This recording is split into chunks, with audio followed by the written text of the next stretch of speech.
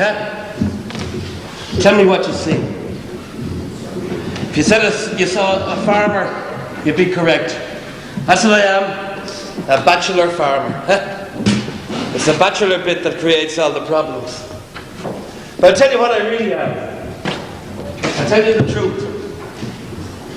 What I really am is a disaster. This is punch and drinking. It's about the only thing I'm any good at, the making of punch. Of course, the doctors tell me I shouldn't be drinking it. They tell me if I keep at it, I'll soon be growing daisies. The old liver is gone, you know. But if I was to stop drinking, what would I do with myself? Maybe things would be different if I'd married. I tried. God knows I tried. And I'm still married. Any half-decent woman between the ages of 30 and the pension, if she'll have me. Yeah? But you know, I left it too late for that. I left it too late. I muffed all my chances. Do you want to know why I'm a disaster? I'll tell you. In the first place, my name is against me. John Bosco McLean. It suggests a spoiled priest or a Christian brother or something like that. Oh, it was the mother gave me the name. I owe her contribution to the John Bosco canonization movement. 12 years after I was born, John Giovanni Melchior Bosco was canonized as saint. The mother died happy. John Bosco, John. That'll be the aunt calling. Hey, yes, aunt? Is there somebody with you? Nobody. More's the pity.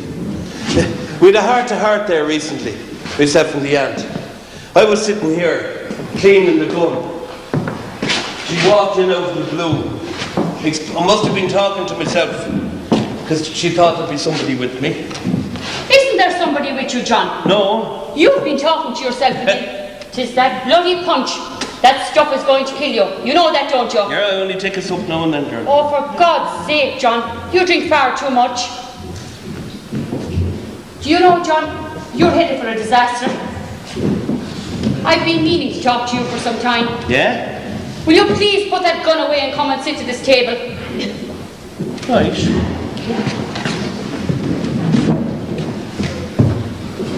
I wasn't going to say this for a while, John. But I think it's better this way. I'm getting married. You're getting married? No, he's a widower, John. He's older than I am. But we like each other. And God knows he's asked me often enough. So finally I said yes. But you know what? I'm delighted for you. I really, really am. Tell me, do I get to give you away? If you keep drinking the way you are, I'll have to get somebody else to do it for me. Come here, look, I'll cut down. I promise. What worries me most, John, is that I won't be able to come here for long weekends like I used to. You'll be alone here all the time. Sure, look, I'll be grand. Not the way you're going, John. Do you know what? I've every notion of advertising for a housekeeper. For me? Who else? But you, for God's sake, woman, you'll get no respectable girl to come up here to housekeep. 'Tis way too isolated. John, not for the right sort of person. What you need now is a sound, sensible woman. A widow, perhaps. Someone who knows how to look after a man. And then after a while, who knows what might happen? It wouldn't be the first time that a man married his housekeeper. Ah. But look, getting you a housekeeper is only one item on the programme. You mean, you've more ideas for me? Frank. Huh? That's the man I plan to marry. Now, Frank doesn't let the grass grow under his feet. We put our heads together the other night over a few drinks, and you'd never believe what we came up with. Go on, try me. A matchmaker. A matchmaker? Yes. For me? But you, for God's sake, woman, I don't know any matchmaker. Hey, no, you're not thinking of Mickey Molly, are you? Oh, for God's sake, John, hasn't he married far worse looking than you, poorer than you, and older than you? A matchmaker, and Mickey bloody Molly to boot. Ah, John, listen. Now, the least you can do is talk to the man. You don't have to sample his wares. I've asked him to come here tonight. Tonight? Ah, Yes. for God's sake. That's settled then. There is one other thing, John. Oh, what's that? I've watched you a few times in the pub and in the hotel in Bannabeen, and you just sit there drinking. And what do you expect me to do? In the name of God, John, isn't the place literally crawling with women? Why don't you try approaching one of them and offering her a drink? It might soften her up, you know. John, will you please think about it? And I hope prepare an ad for you.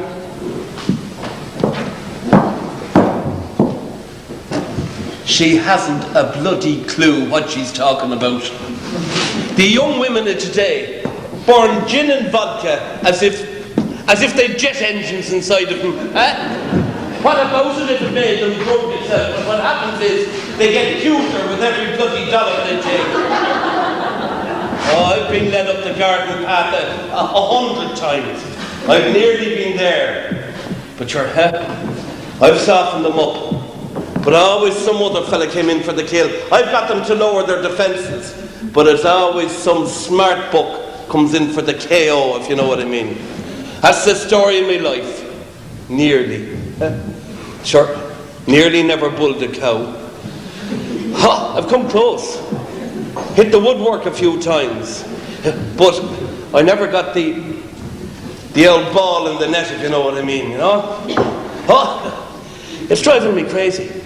It really is driving me crazy. Hard to believe, isn't it? In this day and age, with morals at their lowest ebb, that I have yet to have a woman. Do you know the two things that militated against me in my endeavours with the opposite sex?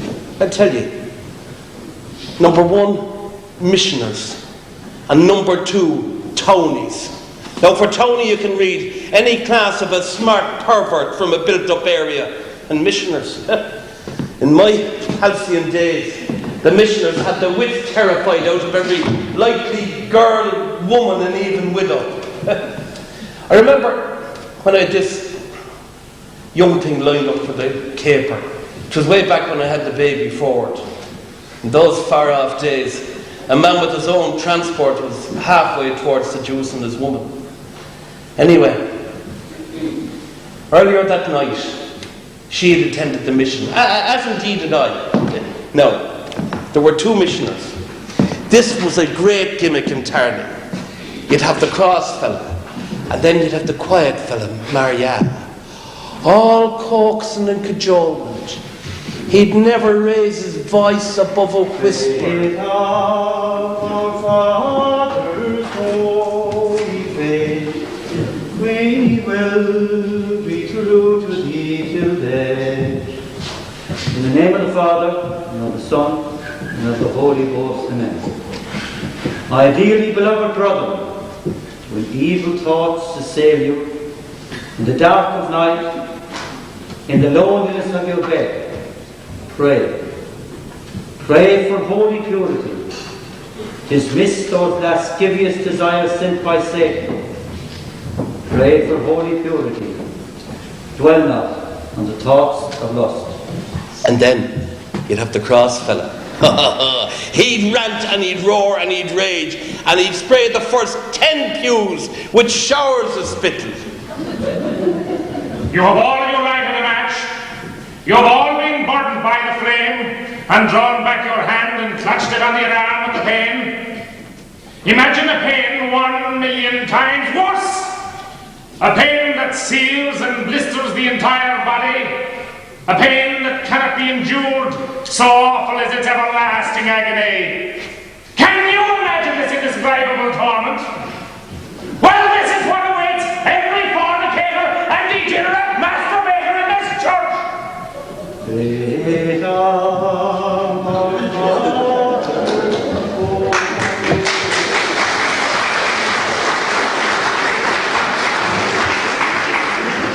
Do you see what I mean, Anyway, there we were, the girl and I, seated contentedly in the baby fort. Earlier that night, after the pubs had closed, we'd gone to the fish and chip shop, and there we'd had a feed of chips and sausages. There was only the one hunger left to be filled. The car was parked a few miles out the road there, overlooking the Shannon. And it was a beautiful night. A full moon and a sky studded with stars. It was a perfect night for seduction. I was nearly 30 years of age at the time, and nothing to show for it. I sat down and I took the girl's hand in mine and gave it a little squeeze. She responded with a squeeze of her own. I leant over and I kissed her. She was a sweet, innocent girl. Julie, that was her name, Julie. Till the day I die, I will never know what prompted my next action. I suppose I thought it was the done thing. But without so much as a word of warning, I shoved my hand up under her dress and held on. She let out an unmerciful shriek, but I held on. 'Twas do or die. You dirty old rat! To that bitch we called you! And of course to the missionaries!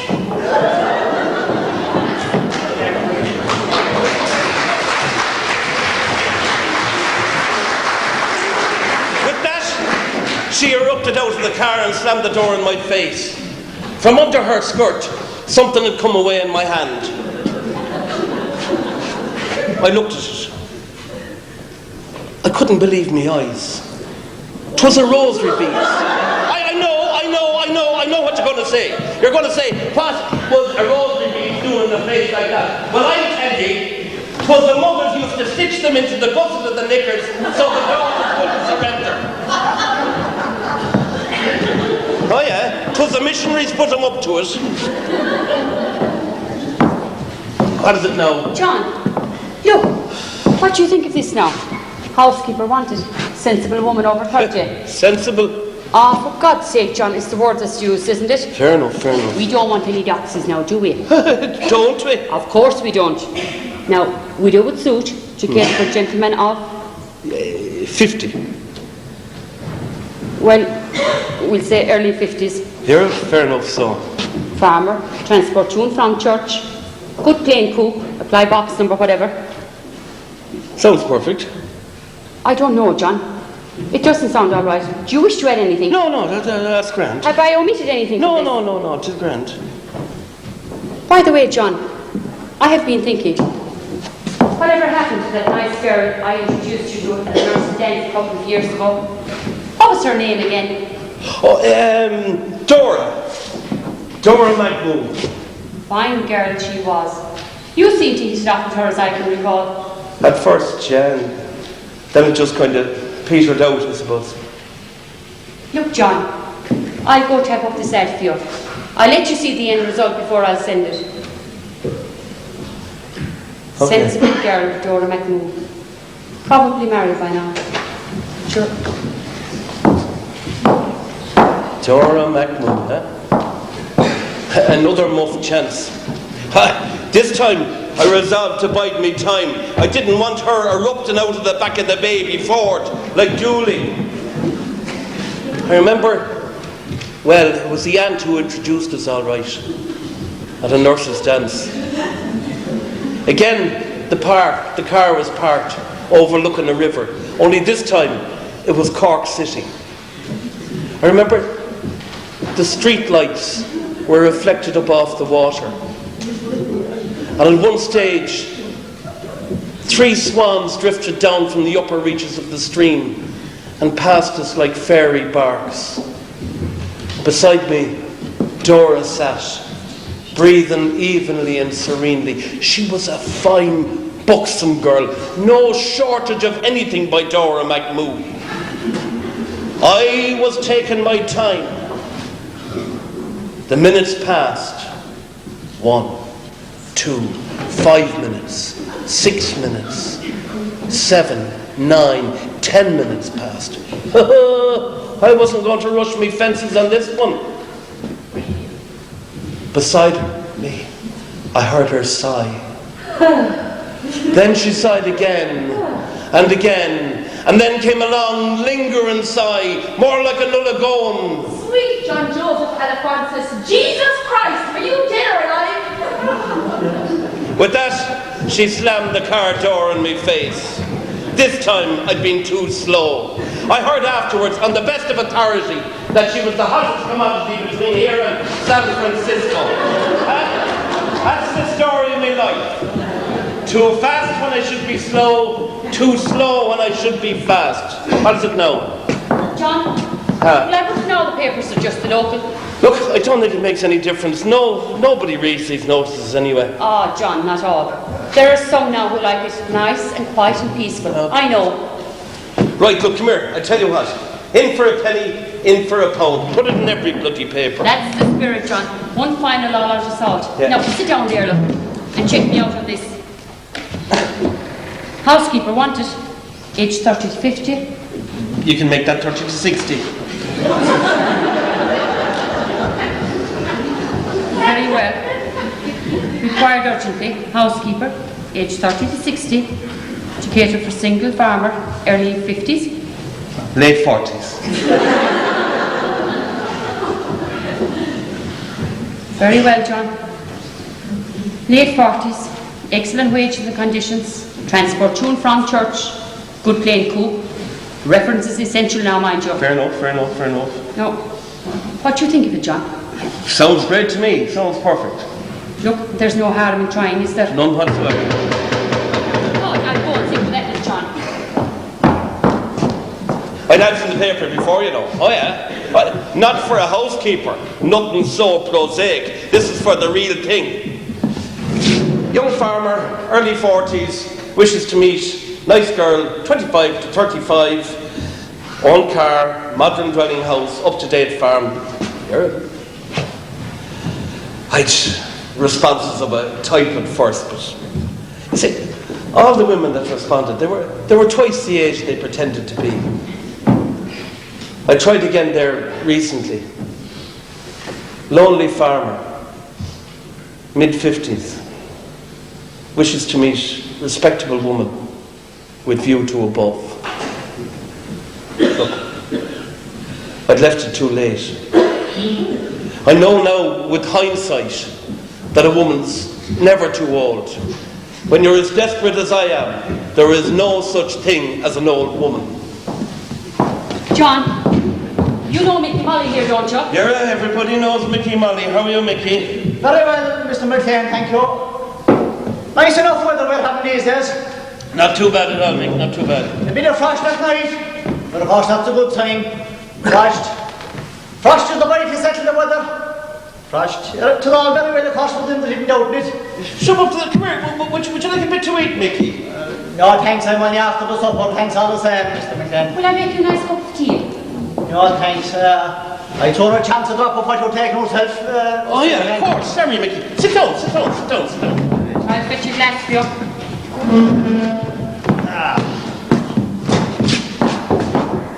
That's your job, huh? Well, I know. Here's good health to you, Mr. McLean. Good luck to you, Mick. And to you, miss. No, I'm a busy man, so let's get down to cases. Well, I'm sure, Mr. Molly, you've already guessed that John here is looking for a woman. A woman to marry, is it? Of course there's a woman to marry. And now he left it a bit late, didn't he? Do you mean to say that you can't help him? I didn't say that, no, Miss McLean. But what I'm saying is that he has the mileage up. And when the mileage is up, the field is cut down. It's a hard thing to have to say, but facts is facts and figures is figures. But can you help him? Maybe. It all depends on what he wants now. Well, all I ever wanted was a decent set of girl to marry. No, he doesn't want any of these modern women. You know, these so-called livers. You know the type I'm talking about. I don't dare in that sort of game, Miss McLean. The likes of them cocks up their nose at the likes of me. These modern damsels don't know rightly for their headed. 'Tis not in these days but sex, discourse and booze. I know, it's true for you. I shall know one thing, and one thing alone, about the doctrines of the present time, Miss McLean. What would that be, Mr. Molly?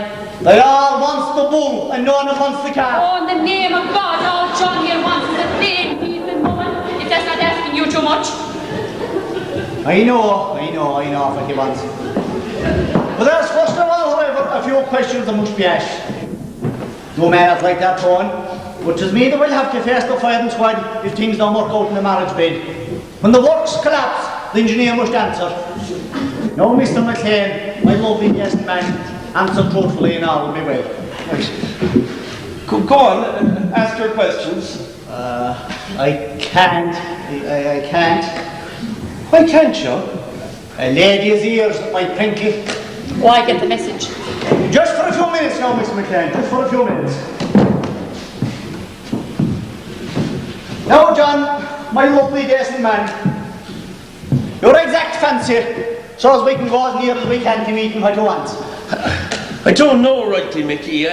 You know, it's not the woman herself that would... Very well, very well, very well.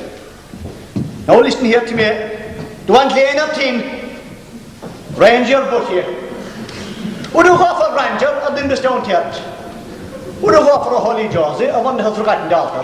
Take your time now, whatever my come. I don't know, Mickey. Look, it's the woman herself that would matter. Her manner, her disposition, you know.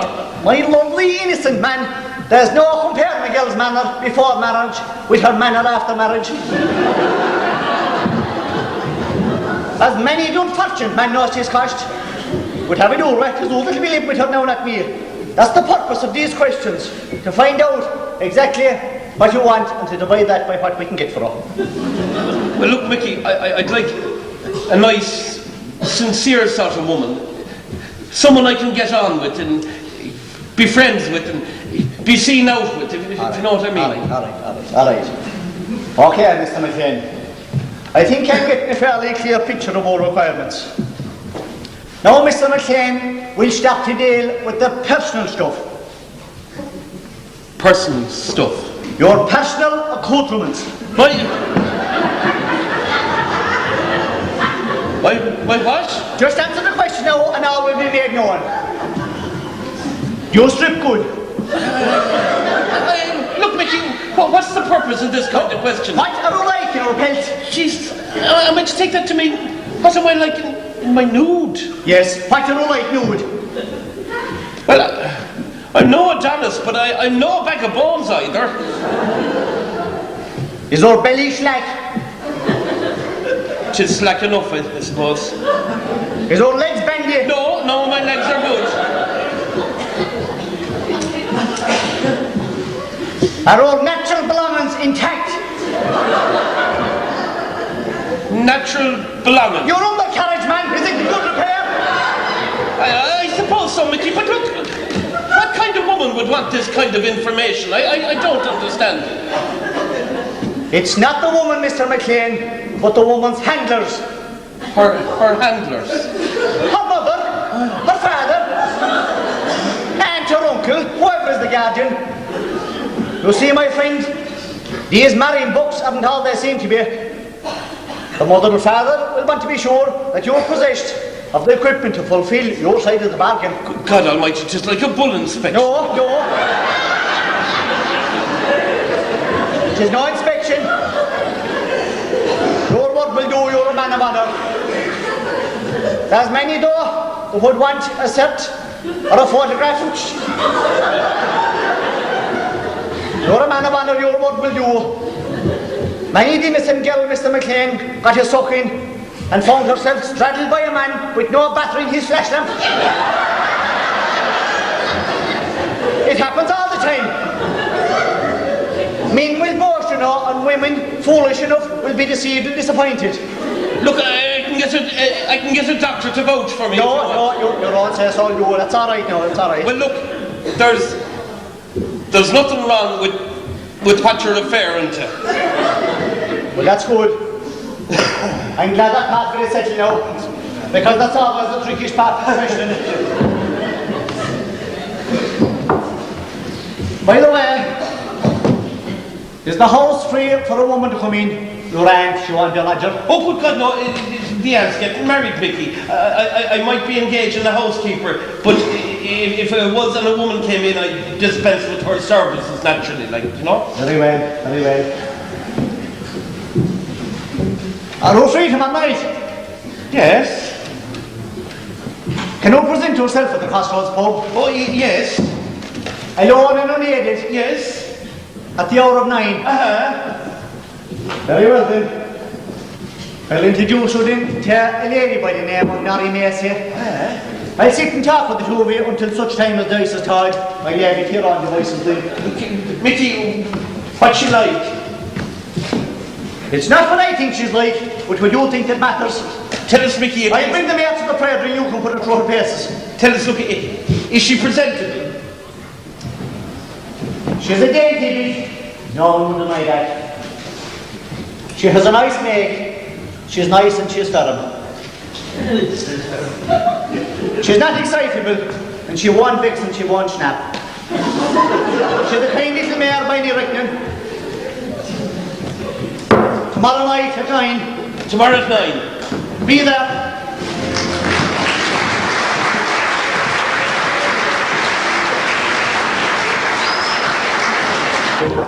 Go on, you call the man over. Go on. Mr. Brady? Mr. Brady. Mr. Brady. Me? Come on over here. Join us for a taste warming up. All right. Right. I'll have a drink with you. What'll it be? Make it a Remy Martin. What? A large Remy Martin. A large Remy Martin. And what's yours, John? I'll have a small Irish. A small Irish, a large Remy Martin. Bring a bottle of ginger ale with you as well, will you? Wait a minute. How's things? Things? Happenings? Happenings? Happenings in general, like? Oh, you mean women, don't you? Yeah, I suppose so. So why in the hell can you say that then? Women-wise, how's things? I can't complain. Was that Mary Macy I see you with? Yes. Mickey Molly fixed you up there, did he? He introduced us, if that's what you mean. No, that's not what I mean. No, what do you mean so? Has Mickey Molly been matchmaking for you and Mary Macy? And what of it if he has? Oh, no, he says, stick to that attitude now, I will find out too late. I know, I prefer to find out now. You know they call her the 7-day wonder. No. I know, well you didn't. Mickey Molly didn't tell you that, did he? No, he did not. Do you want to know why they call her the 7-day wonder? Yes. Because she has 7 children. All farmed out now, of course.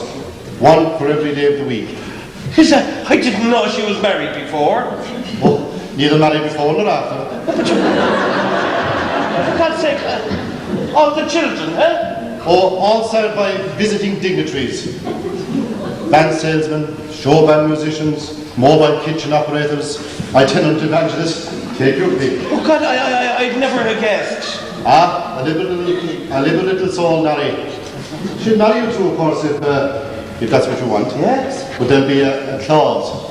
A clause. A clause. Huh? You ask Nari Macy to marry you in the morning, and she'll say yes. Yes, of course I'll marry you. But I wouldn't want to leave down my regular clients now. Oh, gee. Hey, look, thanks for the tip. That's all right. If you ever want your card marked, you know where to come. Come here. Tell us about the one you were with. Julian, is it? No tales out of school, pal. Just remember one thing. Julian McCoon carries my brand. Okay? Okay. These country kittens, you know, they just seem to go wild for me. I don't know what it is. I just seem to have what they want. There's no accounting for taste. Don't I know it? I had a half-fool at one stage working for me out on the farm, and now he's married to the most beautiful Pakistani girl you ever saw in your life over in Camden Town. And here am I, and I can't get a woman of any kind. What'd you say we do something about that? Do you mean like you'd help? Well, I said I'd mark your card for you, didn't I? Yeah. Do you want me to mark your card for you? Oh, good God, yes. Good. Right, man. What have you two been up to? Sylvester says he'll help me. Oh, by God, then we'll drink to that, so we will. Cheers. Look. Any immediate plans, Sylvester? Rome wasn't built in a day, Mickey. Oh, by God, Rome was not built in the day, then it's right. It was not. Did you? It wasn't. Are you free on Sunday night? Oh, good God, yes. That take is always free. Can you drive me to Cockton? No problem. Good. I'll be out at your place at about 6:30. And listen, bring enough money for the both of us. I'm a little bit shocked just now. Oh, we'll look after that, won't we, John? No problem at all. Look, come here. If you want, I can collect you inside here in Ballybeen. I'll have every bum in the village advertising our business. Not like him. He'll be ready if no call, I'll see to that. Good. That's Good. it. Do you know Acker's Lane down in Cork? I've passed it by, but I've never been down it. You know the Three Roosters public house down at the very end? I've seen the sign all right, but I've never sojourned there, no. You've never been anywhere, have you? That's all about to change, no, that's what it is. You might say, Johnny boy, your life is only about to begin. We lay that old bogey of yours to rest next Sunday night, or I'm a Dutchman. Why didn't you tell him about Larry Macy's pedigree? Why should I? He's your client. So is she.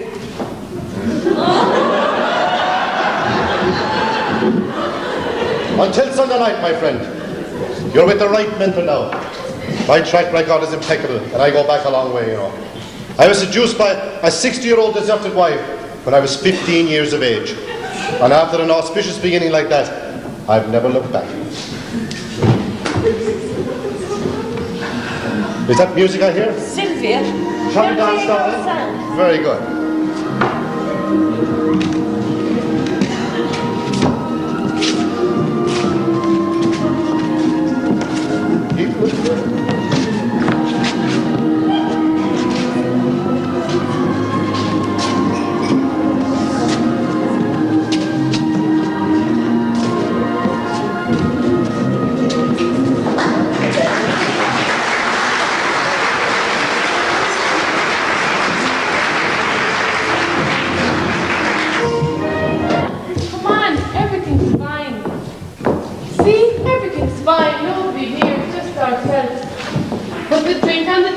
I'll get some glasses.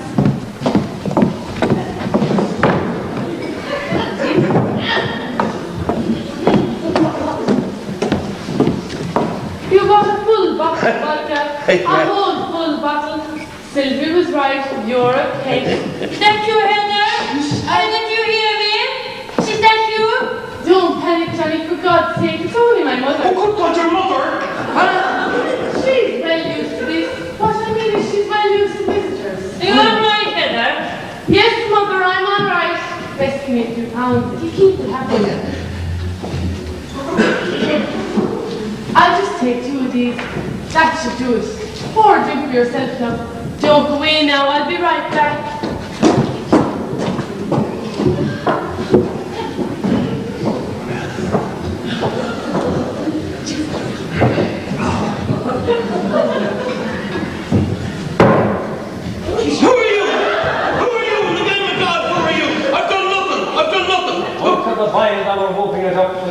Who are you? I'm her uncle. Heather's uncle. Hello, uncle. How are you? Hello, the chap said you was a bit. Yes, I'm the man. Yeah, what's your factory? I don't smoke. The price of the factory, maybe? Yeah.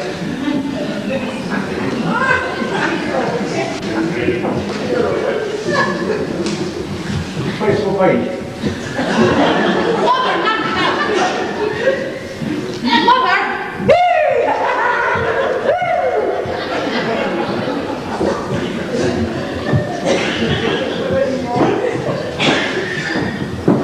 I'm sorry about this, Johnny, but she insisted on meeting you. How do you do, ma'am? You're not related to Cochran, mister. No, Johnny McLean. No, ma'am, I'm from Kerry. Oh, I love Kerry people. Heather's father, God rest his soul, used to go to Kerry a lot. He was a commercial trammer, you know. Mother, A please. most respected man. Not now. He did all Kerry and Limerick. What line was he in, ma'am? Sundries, Sundries. yes. Zips, hook and eyes, garter elastic, Epsom salts, Dover salts, Andrew's liver salts, toilet paper, buttons, studs, mothballs, balls of glue, blotting paper, everything and anything. We had our own farm those days. There never was a weekend that we went somewhere. Oh, he was a most respected man, connected to a bishop from the mother's side. We had a servant girl too then. She was from Kelly too, Maggie something or other. But of course I myself was connected to all the best families. But he was a most respected man. Then one morning he went off like that. A stroke, went down from the altar. Never recovered. Went straight to heaven. Oh, his funeral. I'll never forget it. His cousin, the bishop, was there. And 12 priests on the altar, consecrated man. The church was thronged. There were TDs and MEPs and the county councillors from Cork and Limerick and Kerry. And the mass cards, the wreaths, the telegram. How many wreaths were there? Oh, look, Mother, I forgot. Why don't you go to bed? All right, so, if that's what you want. Good night, Mr. Johnny. Good night. man.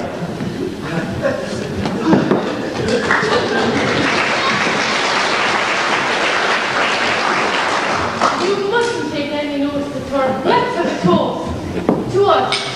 To us.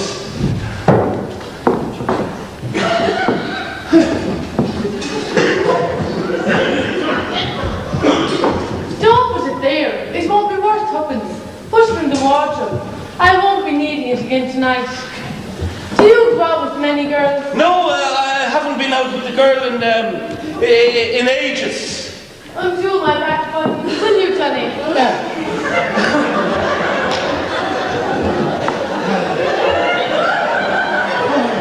I can tell you are not used to this. You used to what? Oh, yeah. Are you married? No.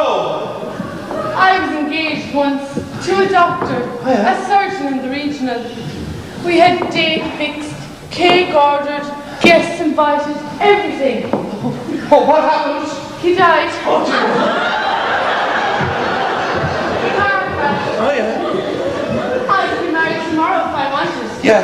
There's this army captain mad after me. Yeah. He says he'll shoot himself if I don't announce the date. Okay. I told him there's no good in that. Okay. I vowed I'd never do a steady line after my fiancé died. You're the first one since you died. You really are. Of course. Would you like another drink? Arthur is his name. Who? The army captain, Arthur. Oh, yeah. Arthur Dangleby. Yeah? He sends me flowers all the time. You're shy, Johnny. Are you shy? Yeah. Don't be shy with me. There's no need to be shy with me.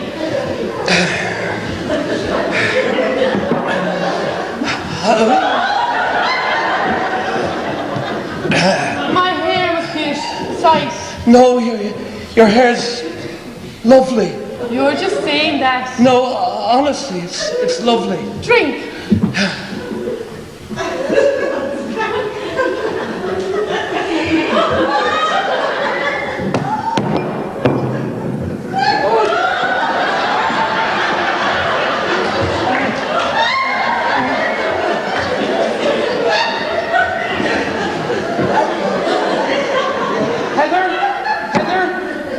What time is it? Do you remember Where me? am I? Johnny, do you remember me? Johnny who?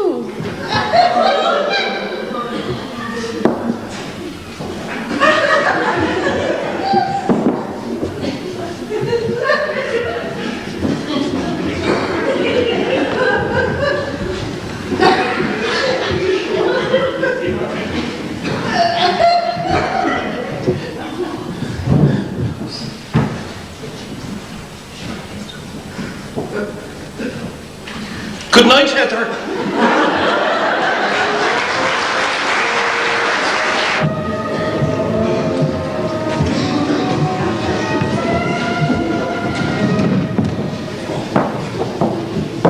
Well, I'm away, Mrs. Fisher. I like to be home before nightfall. Very well, Miss McLean. When can we expect to see you again? Oh, God, not for some time, I'm afraid. There are too many things to be seen to. It won't be too long, I hope. Oh, well, it won't be too long. Mrs. Fisher, are you quite happy here? Quite content, thank you, Miss McLean. You don't miss the city or anything like that? Certainly not, Miss McLean. It was only a husband from the country of the city, missus. My late husband was a drunkard, and that's all I'd say on that subject. How did you hear that? Look, Mrs. Kishop, I'm quite sure you and John Bosco here will get along nicely. Goodbye then. Goodbye, Miss McLean. I'll give you a hand with that. No need. I take that. You stay here and make the most.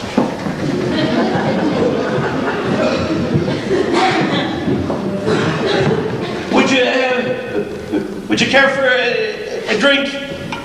No, thank you. You don't miss the bustle of the city? No. You don't find it lonely? No. Did you ever have any family, Eva? If you don't mind, Mr. McLean, it'll be Mrs. Kishok, not Eva. Oh, jeez, I'm sorry. Nothing to be sorry about. Just as long as we know where we stand. You asked if I had a family. Look, it doesn't matter. It's none of my business anyway. I had a daughter. She died when she was 3. Oh dear, I'm very sorry to hear that now. Nothing to be sorry about. It's all over and done with. All forgotten this long time past. Well, look, I'll give you a hand. The thing I want, Mr. McLean, is for a man to feel sorry for. I'll give you a hand with those. You what? I'll give you a hand with the clothes. How can you help with these? Should this have you a pound weight in the lot? Knock it off, Mr. McLean.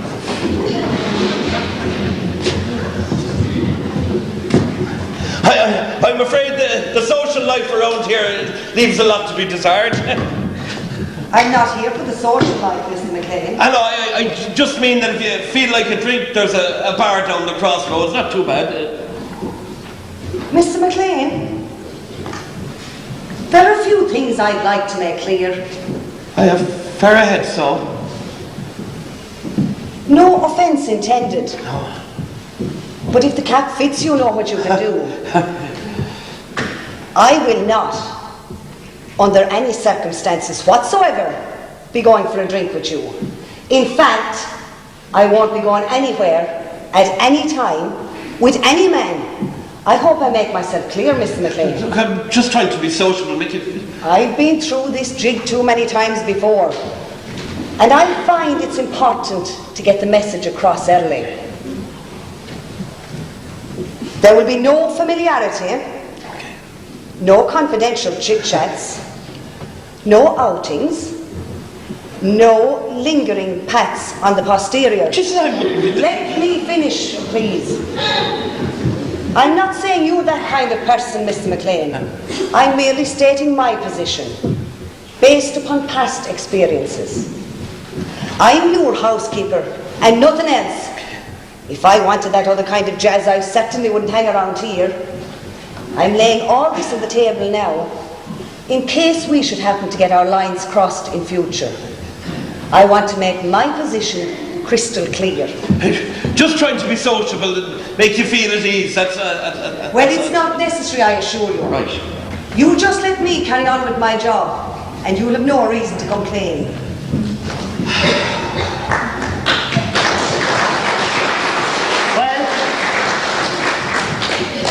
Ice. Ice is that to be called, John? Not this one, Mickey. This one won't thaw. Just that's a pity because she's in a bad different piece. For God's sake, look, I'm a jinx. I have to be. No, you mustn't let that night in Cork get her down. For God's sake, stop it. The night in Cork was the greatest washout of all time. No, it was not. Never it was not, John.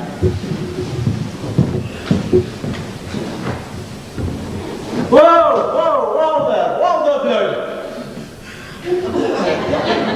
Are you addressing me? yourself it is. Stand there, say while we just and pass the time. So now they might do me as statues. What exactly do you want from me? I don't want nothing. And you, Mr. McLean? Nothing, just trying to be sociable, that's... Mr. McLean, please don't put me in a position where I'll be forced to give you notice. I'll cook for you, sew for you, launder for you, and keep your house trim. But beyond that, not an inch. Because you see, Mr. McLean, I detest men for what they're after. I loathe and despise men. Every time I think of a man, my stomach turns inside out. The only thing I feel like doing to a man is spitting on him. You'll excuse me now.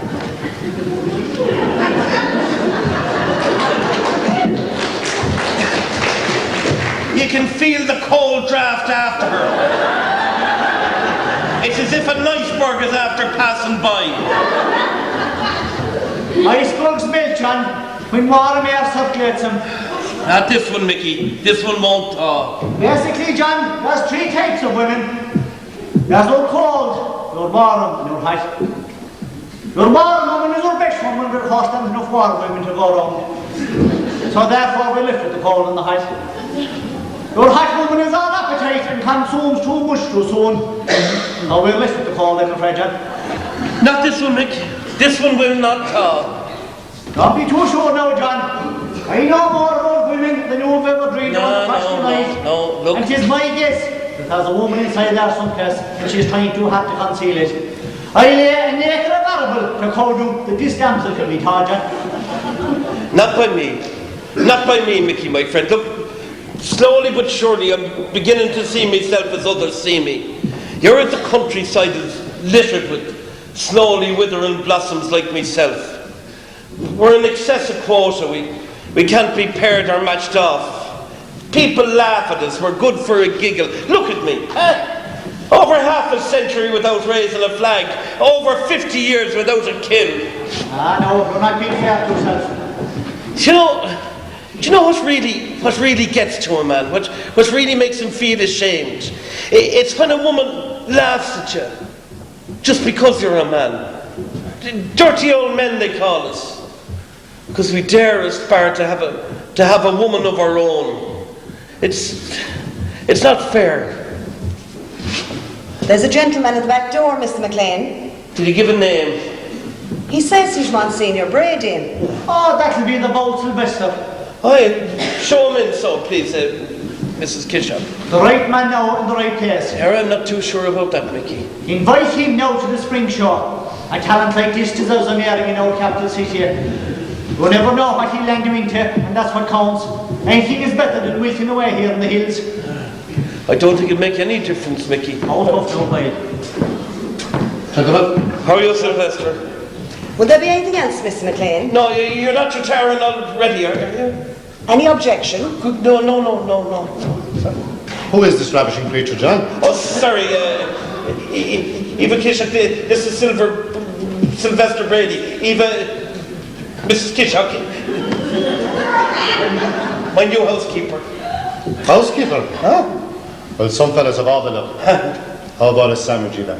I know, she's just retired, Sylvia. It's all right, Mr. McLean. What kind of sandwich do you require? What kind of sandwich have you got?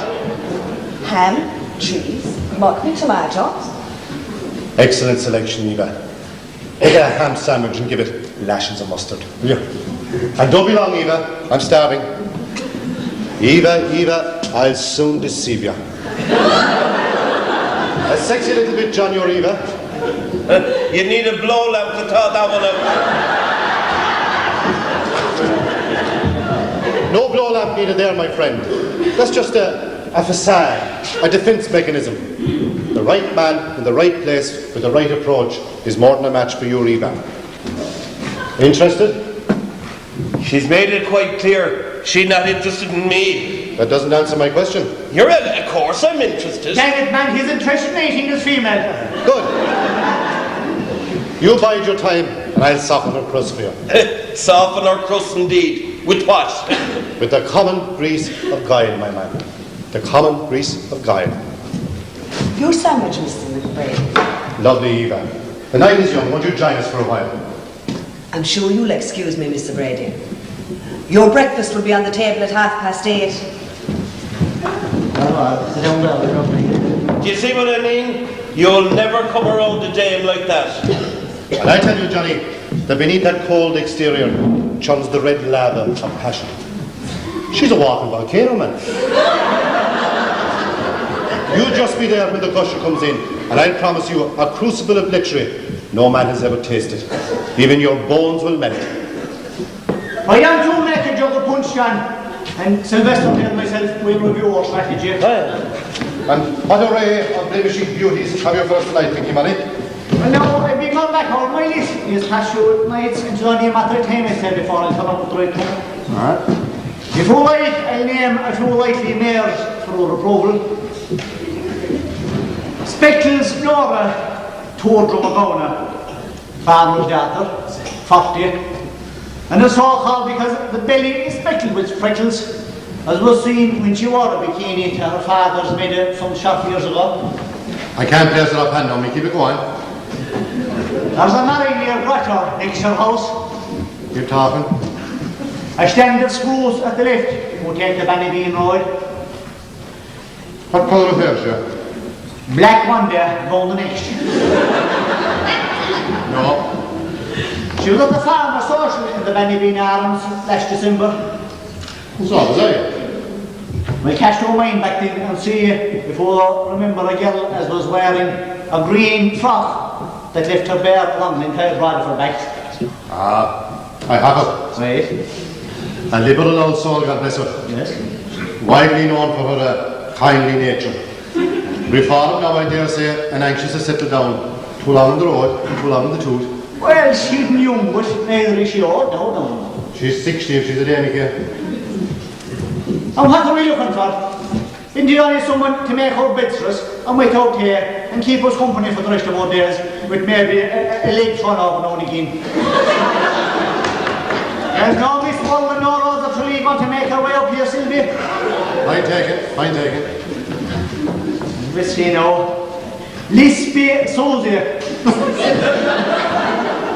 Hassan, What's wrong with her? don't ask me. Ask any incapacitated soldier in the barracks of Bannabean. He'll tell you what's wrong with her. Right, let's see now. Dilhuli Daisy Capadudine. Daisy Dilhuli. That doesn't sound good.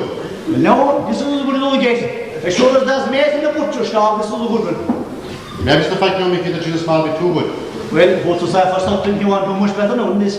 Oh no, if he wants a ready-made heir to the throne, he won't do any better. What are you talking about? I'm talking about a slight swelling on the young lady's maw. Ma? Maw, abdomen, stomach, belly, call it what you like, can't bring the swelling down. 7 months gone, I'd say. A dainty little bit like that wouldn't be putting her cap it out by it if the figure was slack. Very well, let's see. Remember. Good luck.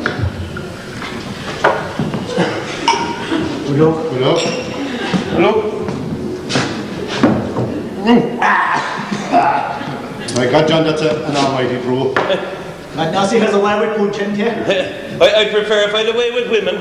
But no, the man can't have a way with everything, John. I had a brother now who could cast the red bonnets blindfolded, yet he couldn't put it out in his tail. Who's next? Drumbeer Delia. Dealer Drumbeer. A nice decent sort now, this girl. Nice and firm. This girl was gone for years with a man by the name of Dan Dooley till they had to out in Dan a few years back.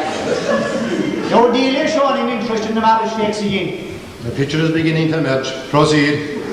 One thing now I'll guarantee you, and that was that there's never been a harvest run across her since Dan Dooley died. What colour is she? Blonde. Blonde hair. Blonde hair. Age. Witness can't say no, Your Honour, but she's nice and firm and she's not compassionate. Blonde hair. Yes. I have it all right. The Lord be good to my poor dear departed mother. Amen. If she was alive today, she'd be 74 years of age. And what's your old mother to do with it? Oh, not at all, only herself and dear Drumbeer on the one class at school.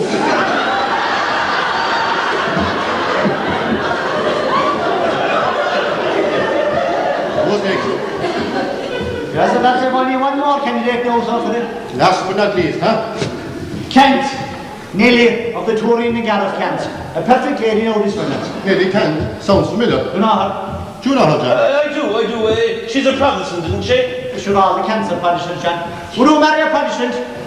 Christ almighty, man, I'd marry a Mohammedan.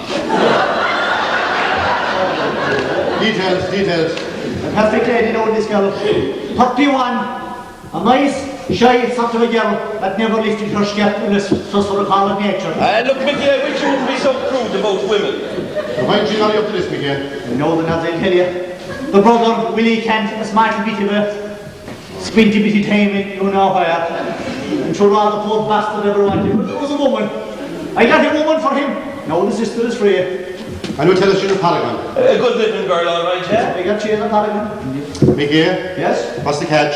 There's no catch. She's smart bit hard, maybe that which was in there. Odd.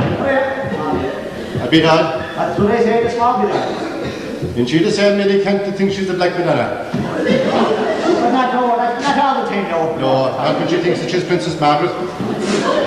It's time for now, my boy, to close that book and we'll face up to reality. Johnny, my lad, it looks like the spring show for us. I don't know, Sylvie. I said how long less will be the spring show. Good, that's settled then. There's only one smart little problem. What's that? Smart will be shot to the cash for now. John, you look after that, John. I suppose so. Good. We can't let the grass grow under our feet. Where's your phone? Out in the hall, Sylvie. Lovely. I know just the hotel. Ideal for the job I have in mind. You might look happy about it. Sure, I know it won't work, Mickey. It never does, not for me. All I know, John, is I'm out of touch these past few years. As a matter of fact, I think I'm the only thing in the past. Look, you tried, Mickey. You tried. Sylvester is in touch, John. You've tried it fair long enough. I think now it's time to go forward. To the spring show, John. The spring show.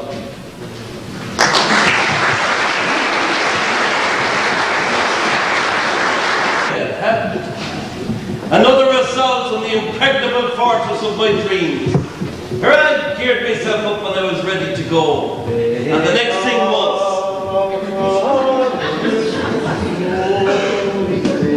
Here I go to hell. Hey, go to hell.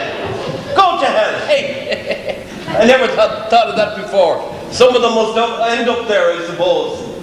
Look, I'm sorry, lads. I'm sorry. I tell you what I'll do. I'll go to confession. That'll keep him happy for a while.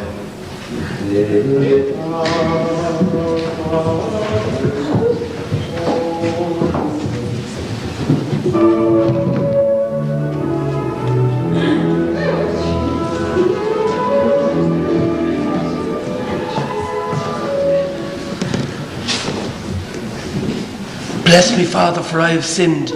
It's been 3 weeks since my last confession. I got drunk twice. Well, half drunk would be nearer the truth.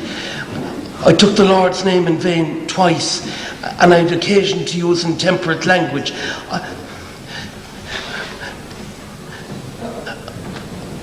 I nearly had intercourse with a woman, Father. I don't quite understand. You say you nearly had intercourse? That's right, Father. That's right. I went to Cork and I met this woman and I nearly had intercourse with her. Nearly? Could you elaborate, my son? We went back to her room, Father. We got drunk together and I was sitting on the bed and she took off some of her clothes. And? Well, that was all. Then you didn't commit any sin? Oh, didn't I? Don't you know? I thought you would tell me, Father. I am only your confessor. I cannot be your conscience. We may take it you had no sexual intercourse as such with this woman. As such, no. Then what had you? Lustful designs, I suppose, Father. Lustful. Did you place a hand on her private part? No, Father. On any part of her? Yes, at one stage, Father, I put my arms around her. But there was no carnal knowledge? No.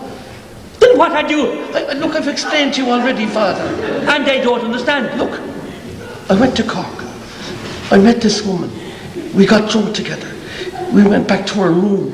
She took off her clothes. It was some of them, most of them. I was going to take off my clothes. And then? She fell asleep. And then I went home. You're John Bosco McLean, and you're... Shh, Father, the crowd outside. Don't worry, my son, they can't hear you. Why do you unburden this saga of near conquest on me? Because you're my confessor. Because I have sinned. Sinned? There isn't the makings of a decent sin in the combined doings of all the bachelors in this parish. I'm not talking about this parish, Father. I'm talking about Cork. And I'm talking about this parish. Because it's my parish. And you're my parishioner. You're still a Chastitute. There are no marriages, no births. Young girls have all gone. The boys have gone after them. You and your equals are all that's left. What am I going to say to you, McLean? Should I tell you to go forth and fornicate properly, and then come back so that I can give you absolution for a worthwhile sin? Or should I allow you to decay in your own rotten Chastitution? Look, Father... Or what am I going to say to you at all? I came here for help. I tried to help. Well, it doesn't sound like it, Father. I am being cruel to be a kind man, can't you see that? You fellows need to be jolted, to be shocked into wakefulness. Another priest might let put it alone, but I can't do that. All I want is absolution, please, Father. That's yours what I have to know. Give it to me so and let me out of here. The crowd outside will think I'm after raping somebody. Never mind what the crowd outside think. You're on my conscience, McLean. I'm a down-to-earth priest. I rationalise. The Second Vatican Council should have taken parishes like this into account. Canon law should have made special provision for the situation here, where marriage is a luxury. What right have I to condemn a man who's tormented by a natural hunger for the opposite sex? Father, the crowd outside. Sometimes I think the Catholic Church is blind to the real needs of places like Tubbagambon, where enforced chastity is stifling life itself. 3 Hail Marys, get out of my sight.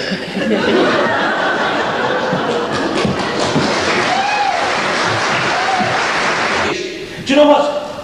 'Tis a marvellous feeling you get after confession. It clears the mind, it puts a spring in your step. I'm in right form now for the spring show. My mind is saturated with the thoughts of unlimited romance.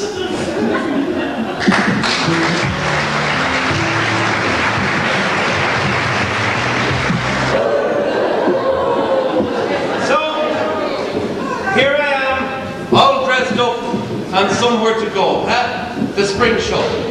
Me, John Bosco Melchior McLean. I was talking to you earlier on about the name. I didn't get a proper chance to finish. I do it now, it's all right. In a city, a name means nothing. But in a country place like this, a name like John Bosco McLean can be a decided disadvantage. Look, I want to make it clear now. I have nothing against religion, far from it, quite the opposite. But do you not think that the name reeks of a certain sickly sanctity? It was the mother gave me the name, and they said, my poor father, you see, he died when I was 12. He didn't die, he gave up. He allowed himself to be suffocated by repeated massive doses of novenas, rosaries, benedictions. From the moment he died until the moment she died, my poor mother wore black. She used to kneel for hours and hours on end, every night, night after night, in the kitchen, in the draftiest place she could find, praying for the saving of my father's soul. There was no need. My father went straight to heaven. The poor man's hell was while he was on earth. Anyway, I came down one morning and found her, a small heap, where she used to pray. She died without a whimper. You know, she'd only demanded two things of her Creator. One was the saving of my father's soul, and the other was my virginity. Her prayers were answered in both counts. Sure, my father couldn't be any place else but in heaven, and nobody knows better than myself that I'm a cock virgin, frustrated but intact. Anyway, what you're looking at is the last of the species, a chastitute. I suppose, in shorthand, a chastitute is the opposite of a prostitute. Anyway, off we went to the spring show, and my hopes were as high as be damned.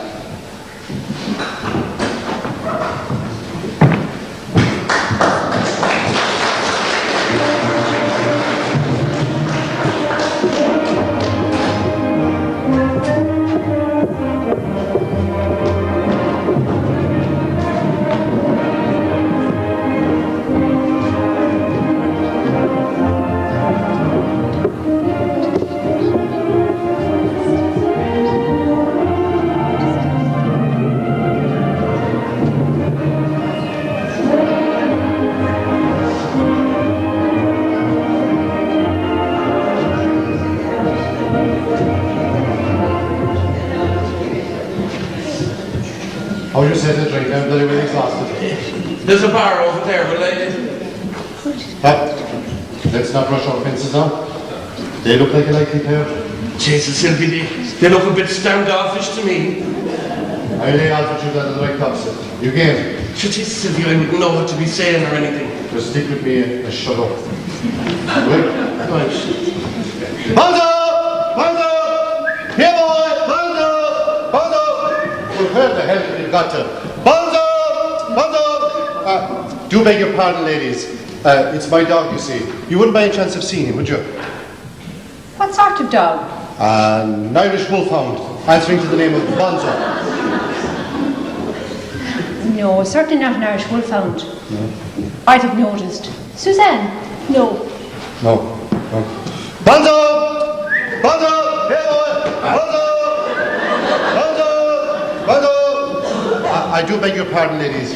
I should have introduced myself. My name is Sinclair. Sylvester Sinclair of Sinclair Milking Machines. And this is my friend here, Johnny McNabb. Flew in this morning from Australia. Say hello, Johnny. How are you, lads?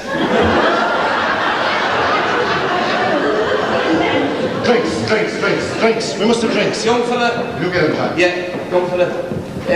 How would you like, ladies? Gin and tonic, please. I'll have the same. I'll have a double brandy with a ginger ale, please. And small Irish, please. Very good, sir. Won't you sit down? Sit down, Johnny. Sit down.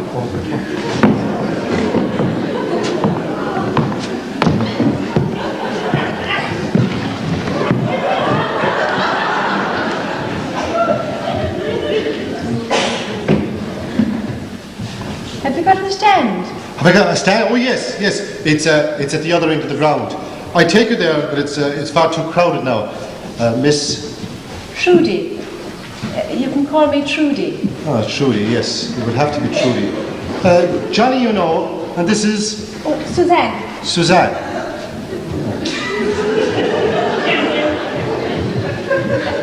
And you, Mr. McNabb? Are you here in business? No, well, I'm... He's on holidays. Holidays. No business this time round. No, holidays. Lost his wife, poor chap, just before Christmas. Oh, I'm I'm so sorry. You see, Suzanne and I are widows of long standing. We'd understand. Oh, yeah. Well, what a coincidence. And you, Miss Sinclair, are you married? No, alas. Lost my wife 2 years ago in a drowning accident. She was swept overboard during a cruise. How terrible for you. Well, life must go on, isn't that what the song says? Life must go on. Oh, good boy. Gin and tonic? Thank you. Gin and tonic? Please. Brandy? Lay it down there, boy. Small Irish. That'll be mine. There you are, son, and keep the change. Thank you, sir. Cheers. Good luck.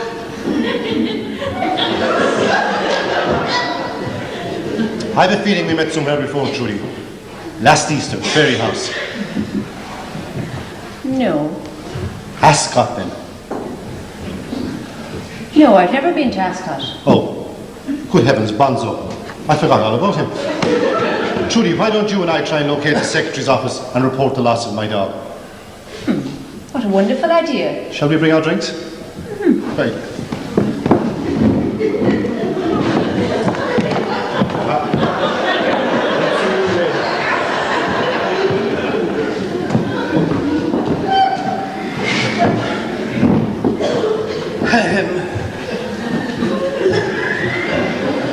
They're lucky with the weather. Blessed. Are you staying in the city? Yes, we're booked into the Elms lands. We're just across the road. The river's there. It's a small world. Isn't it? Yeah.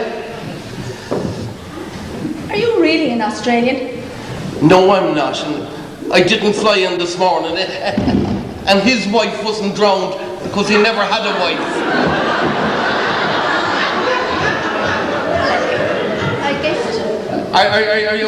Are you cross? No. I don't mind. Okay.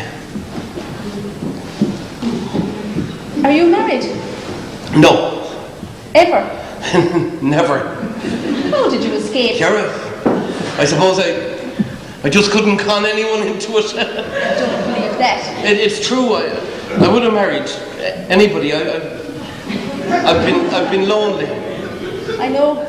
I've been like that since my husband died. Do you farm? Yeah, I'm a farmer. Have you a girlfriend? No. Was there ever anybody important? No, not really. It's a terrible thing to have to say, but no, not really. Your friend seems to have a way with girls. Yeah. 'Twas he talked me into coming here. I wouldn't be here only for him. I wouldn't be sitting here talking to you only for him. I suppose I should be grateful to him for that. I know I'm obliged to Trudy in the same way. There I was, sitting by the fire, bemoaning my sad fate, when in she breezed and announced we were going to the spring show. I jumped at the chance. Did you ever have any family yourself? 2 daughters, both married with families of their own. I don't fit in. I like the children, but they start to annoy me after a while. When your husband dies, you're cut off. It's as simple as that. But here I am, talking about myself all the time. What about you? Were you ever in love? You'd laugh if I told you. The last thing I'll do is laugh. Were you? Here I've been in love several times, no, hundreds of times, but it never comes to anything. It never does with me. I've never even made love.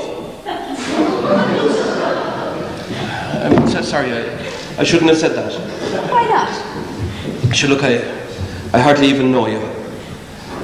You did say you never made love. Yeah. It just never worked out. It never does. Not for me. I don't know, you'll think there's something wrong with me. Sometimes I think so myself. I just don't know how I'm going to end up. Come on, cheer up, Johnny. And come here, that's another thing. What? My name's not Johnny, it's John. Sylvester invented that. I suppose he thought it sounded sporty or something like that, but I'm John. Just John. Very well, I'll call you John then. Okay. Come on, let's walk. It'll take our minds off our troubles. What about the others? I'm sure Trudy will enjoy Sylvester's company much more than mine. And you? You must have more confidence in yourself, John. Come on.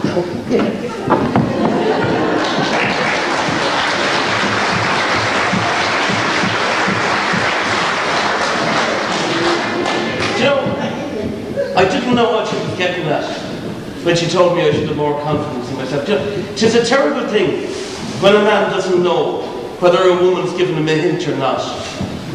Anyway, we stood up and we walked through the showgrounds. And she put her arm in mine. And it seemed the most natural thing in the world.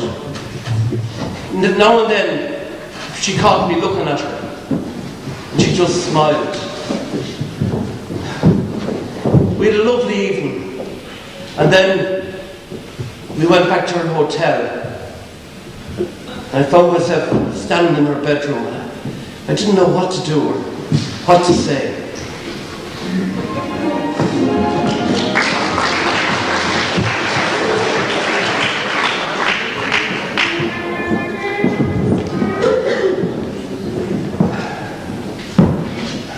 Would you like a drink? Yes, please, yes. Irish, isn't it? Yes.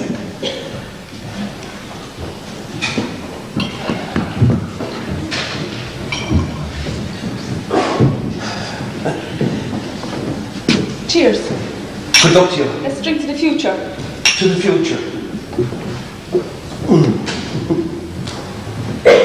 Do you dance? I move my legs, but I doubt we'll call it dancing. You look light on your feet. You should be a good dancer. Oh no! Hardly suitable for us.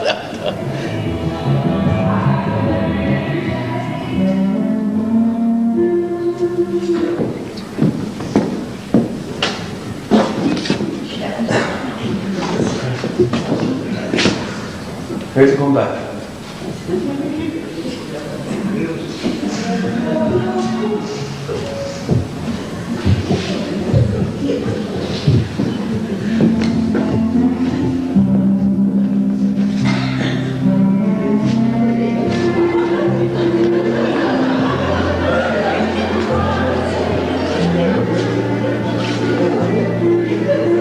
Relax, Josh. There's nobody here but ourselves.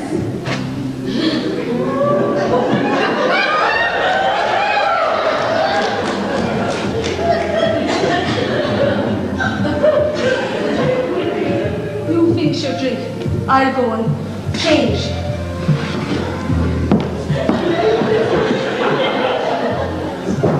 Unless you don't want to. I want to.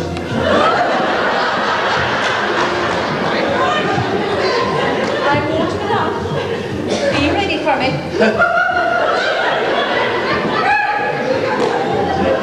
Be ready for her.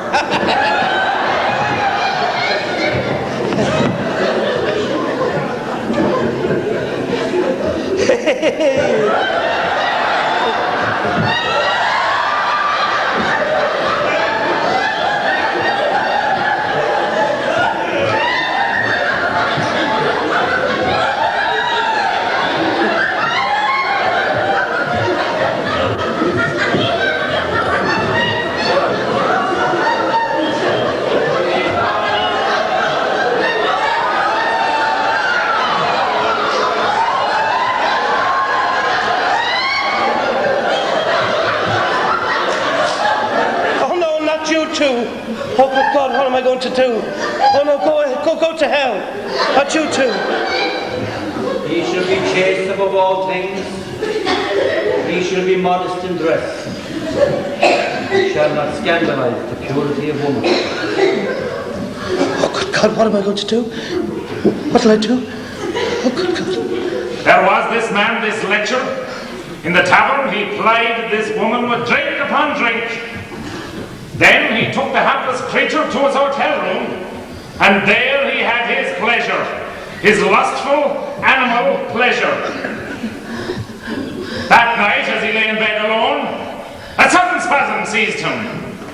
In a moment, he lay dead, dead, dead, while his blackened soul sped to hell. Yes, my dear brethren, straight to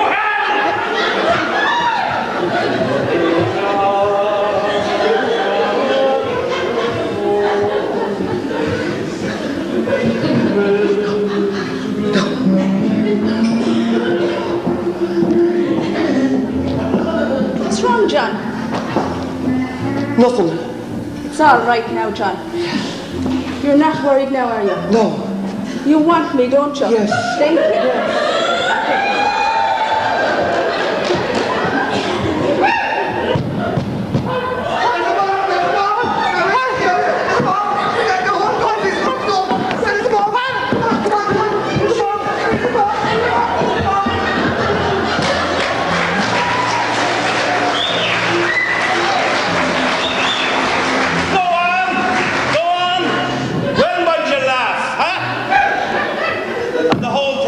So well. I'm getting used to your laughter now. Everything going so well, and some smart arse thinks it's a great idea. Phone up the hotel and tell them there's a bomb in the ladies. A hoax! Wouldn't you know my luck? I hadn't even the satisfaction of seeing the whole bloody place blown up, and maybe myself along with it. And what happened to Suzanne? I called to the hospital 7, 8 times. I sent flowers. I even saw her doctor. She refuses to see me. The doctor says that it'll be another 3 months before she gets out. He says that if she sees me again, it'll just start the whole thing off again. Apparently, she thinks I'm an IRA bomber. And then eventually when things settle down, what happens, huh? What happens? Sylvester turns up with another bright idea.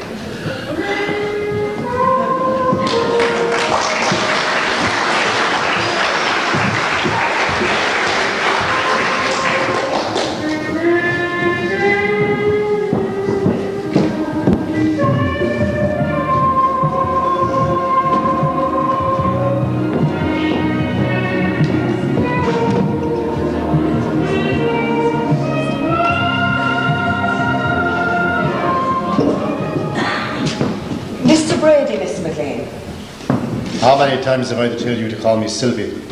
Come on now, say it. Say Sylvie. Sylvie. Very good, Eva. You can go about your business now. There'll be no sandwiches tonight. Where do you get your power over women? Long practice, my friend. Okay.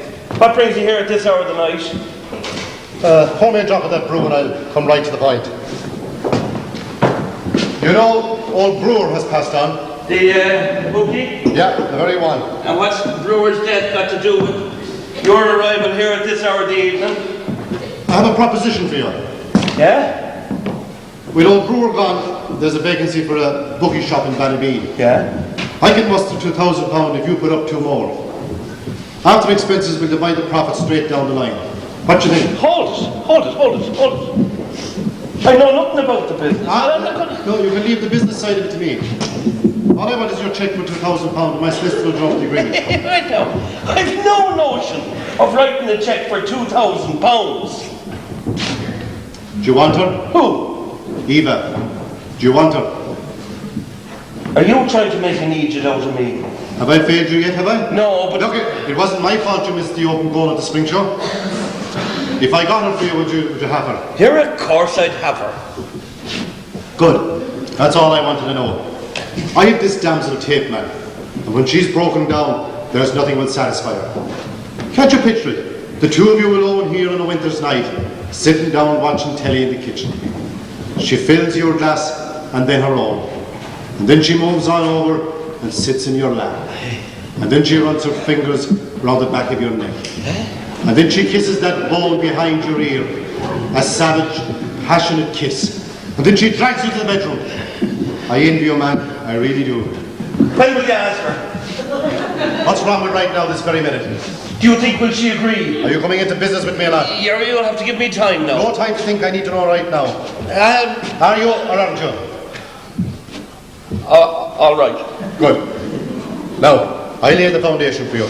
Won't be easy now, mind you.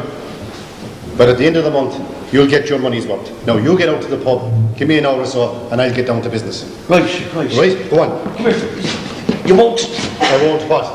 You won't forget yourself and put your interests above mine. My plate is already full. You should know that by now. Go on. Get out of here and let me get down to business. Right. Good night and good luck. Of course, I never should have gone. I never should have trusted Ptolemy.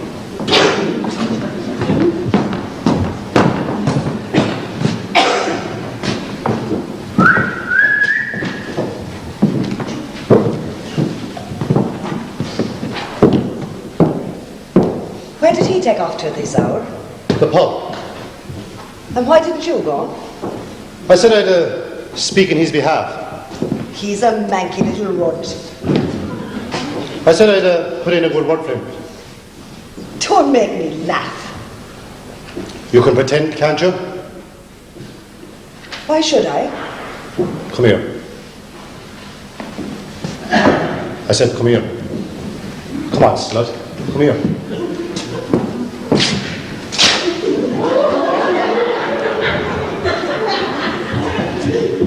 Look, you be nice to your man.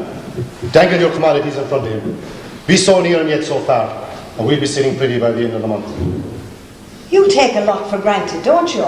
Do I? Yes, you do. Whistling for me as if I was a bitch. You came, didn't you?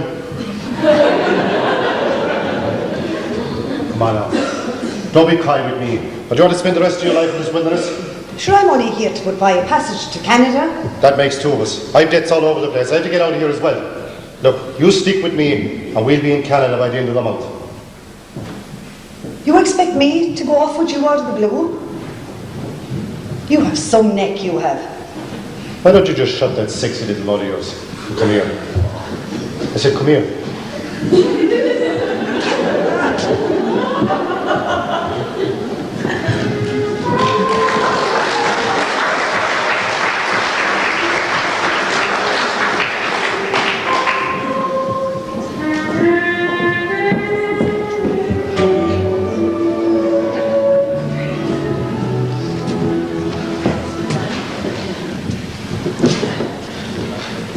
I'm not here for confession, Father.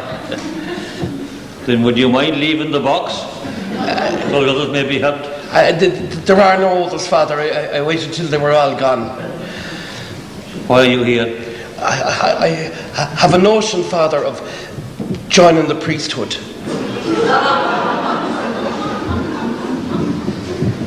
Who have I? Don't tell me. Let me guess. John Bosco McLean, isn't it? Correct, Father. Now, would you mind repeating yourself? I said, Father, I have a notion of taking holy orders. As long as it remains in the ocean, we've nothing to worry about. I didn't expect you to be facetious, Father. Sorry. Unintentional, I assure you. You see, my son, I'm a product of Salamanca, who was case-hardened in the slums of Pittsburgh. The net result is I become something of a skeptic. What precisely had you in mind? The Franciscans, Father. There's no accounting for taste. I suppose it takes all kinds to make a world. I dare say if we hadn't Franciscans, we'd have some other gaggle in their state. So you want to be a priest? What age are you? I'll be 53 at the end of July, Father. And what self-respecting seminary is going to take you that age? Look, I didn't expect any problems in that regard. Oh, so you would just walk in with your hat in your hand and walk out a priest after a few years? Yeah. Well, let me tell you something. Without a reference from me, nobody will accept you. Does that mean that you're withholding a reference, Father? It does not. I'll tell you what I'll do. Come back here in 3 months, and if you're still interested, I will write and find out the Franciscan position regarding chaps like yourself. I'll say that as far as I know, you're sound in wind and limb and have no history of mental disorder. Sure, you're nearly halfway there already. How do you mean, Father? Being a Chastitute is first-class preparation for celibacy. Look, Father, I can do without sarcasm. I'm not being sarcastic. Look, are you opposed to my becoming a priest? Not quite. Do you think it's a bad idea? When all food fails, we must welcome haws, mustn't we? I'm at a loss to understand you, Father. Let me ask you a question, then. Would certain recent events have any bearing on your decision? What recent events? Come now. Half the parish knows your housekeeper disappeared suddenly. So also did Sylvester Brady. You weren't seen sober for a week after it. Look, do I get a letter of recommendation or not? Come back in a month. Look, a month will be too late, Father. And as far as I can see, you want to become a priest overnight. And as far as I can see, there's nothing here for me. John, come back. John. No.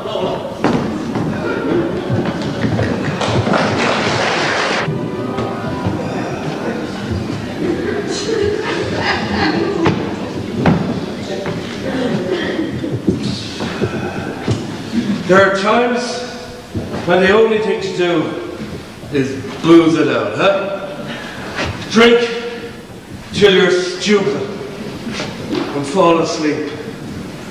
And waking up and I'm still there facing you. Drink again, fall asleep. And then eventually you crawl home, huh? And what's the first thing you hear when you walk in the door of your own house? Huh? What's the first thing? Hey?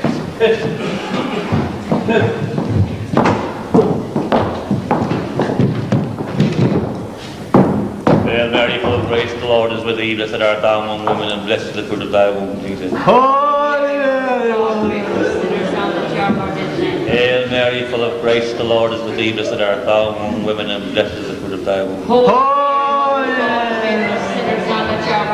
Hail Mary, full of grace, the Lord is with thee. Blessed art thou among women, and blessed is the fruit of thy womb, Jesus. Hail Mary, full of grace, the Lord. Oh God, John! John! Oh, merciful God! Come over here, and sit down. Come on, man. God be thanked you're safe. I know he'd wander in some more. Come over here, come on. Sit down. There you are. Sit down. 2 weeks, John, and not one word from you. I thought something terrible had happened to you. He was on the battle, man. His bitterness had to run his course. Isn't that right, John? That's it, Mickey. That's it. That's it. It's good to see you, John. It's good to see you, Father. I feel guilty about you. You came to me with your troubles, and I didn't listen to you. I am sorry, John. It would have made no difference, Father, huh? It would have made no difference. You know where the fault is. I know where the fault is. You know where the fault is. I know where the fault is. The fault is in every catechism in this country. And I know what the fault is.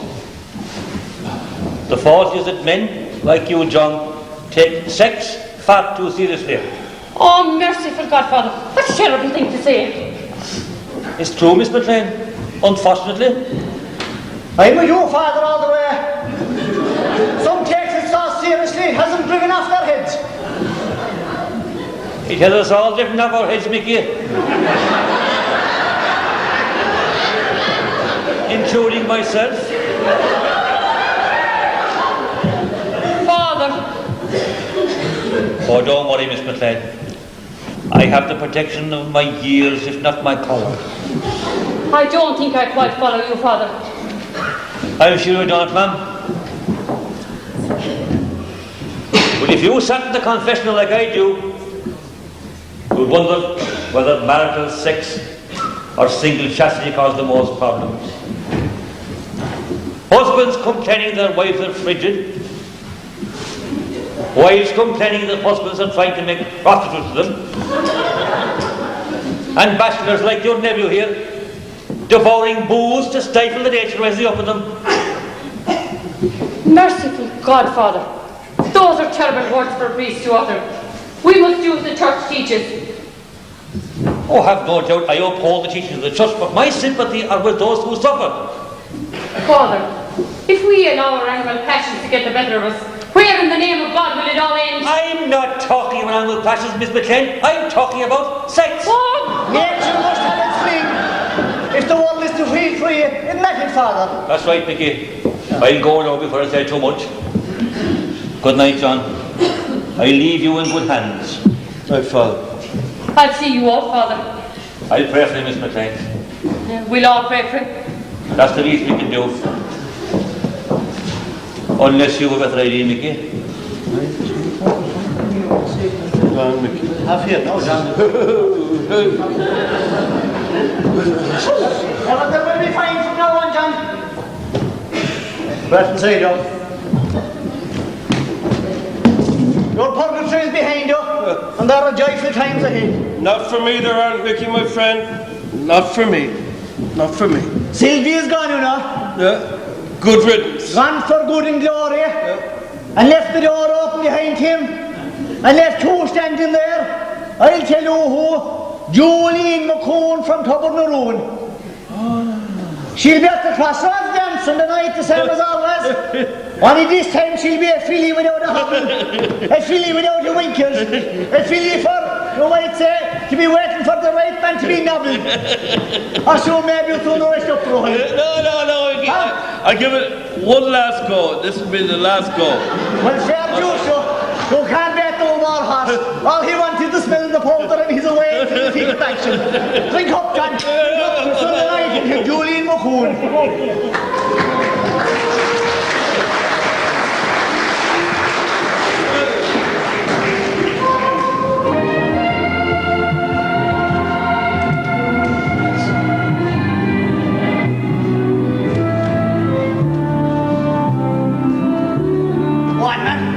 Business. She's aiming herself at you.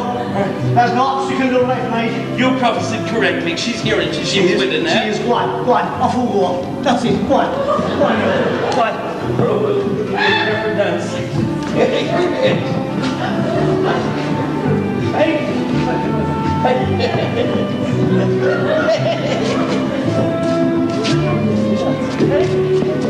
Where's it going?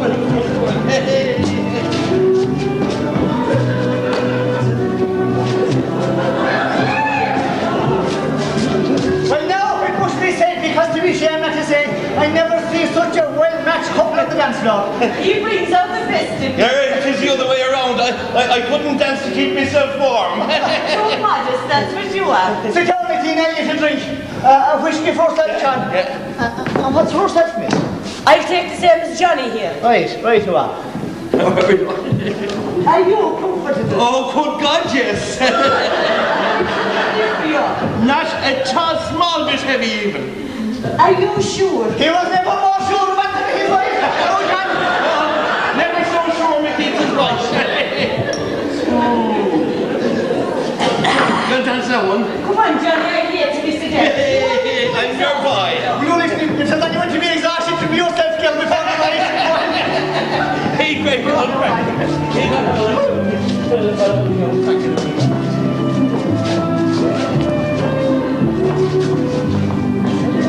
Excuse me.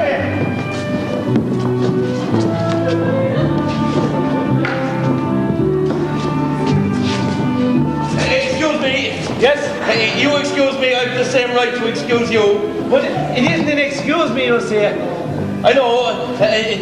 The lady chose me. It was a lady's choice. The lady's choice, yeah. Before you came in, she chose me. Exactly, before I came in, but now I'm in. You were out. Look, mister, I'm not afraid of you, no matter who you are. Hey, why don't you ask the lady? Right, I will. Right, who's it to be? Him or me? Why don't you go home? Oh, so that's the way it's going to be, is it?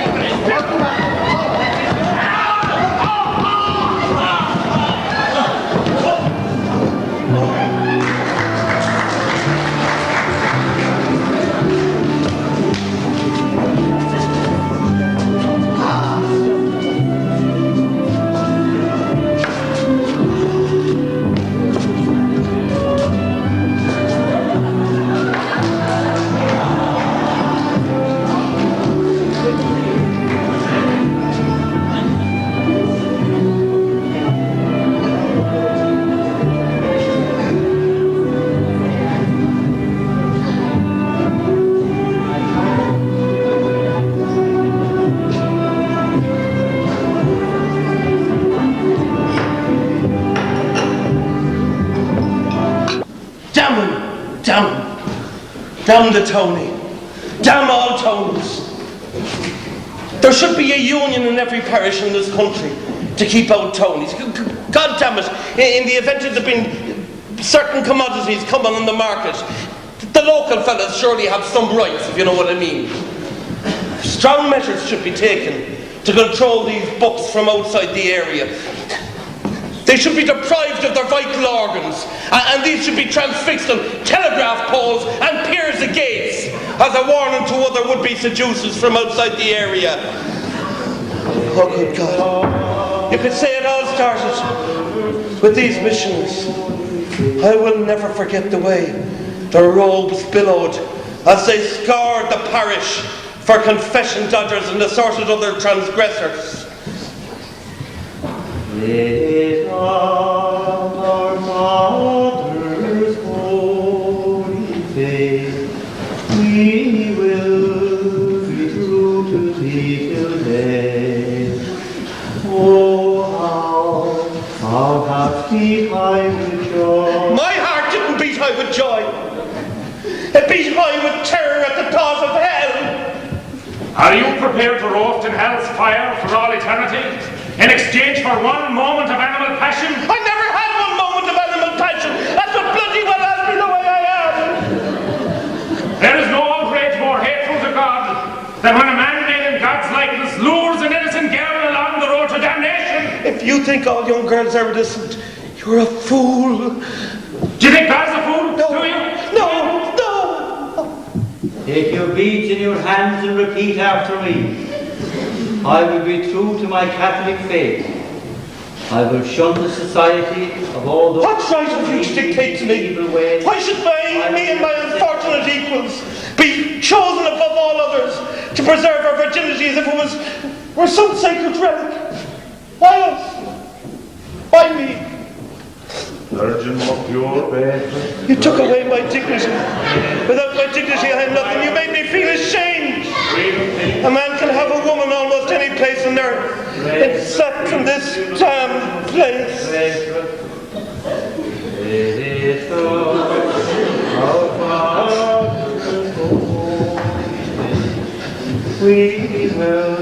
They've haunted me all my life. Missionaries, townies, women, most of all women. I'm never going to escape, except maybe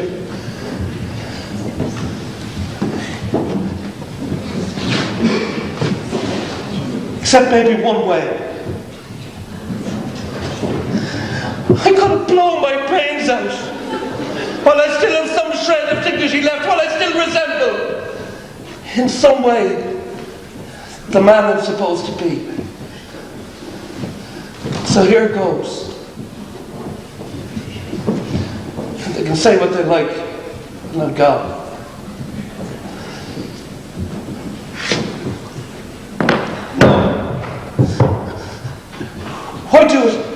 Why do it quickly? When this way is just as sure. It's not as quick, no, but it's just as sure. And who's to say whether it's a sin or not? It's not suicide. It's not suicide. I'll fox them. By God, I'll fox them. They don't know the crying loneliness of nights without end, the barrenness of summer days, when all the world is singing, except me. There's no song left to sing. So, here's to the end of loneliness and pain, and of John Bosco MacLean, who died for want of love.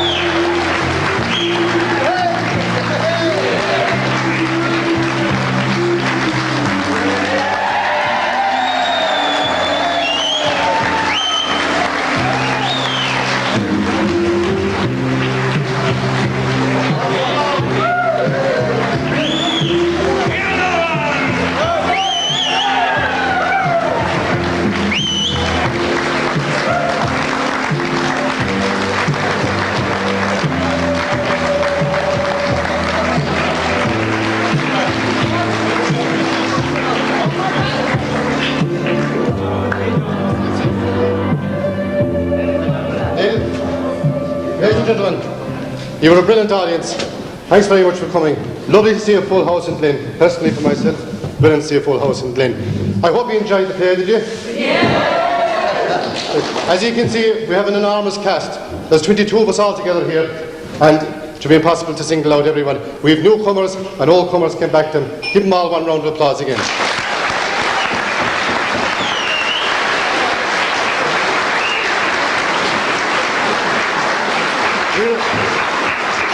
We're in Athea for one more night. Our final night is in Athea next Sunday night at 8:30. If anybody wants to tell their friends that he enjoyed the show, tell them that and they might come along. And thanks very much. I think you're going to have the raffle now. Thank you. Good night.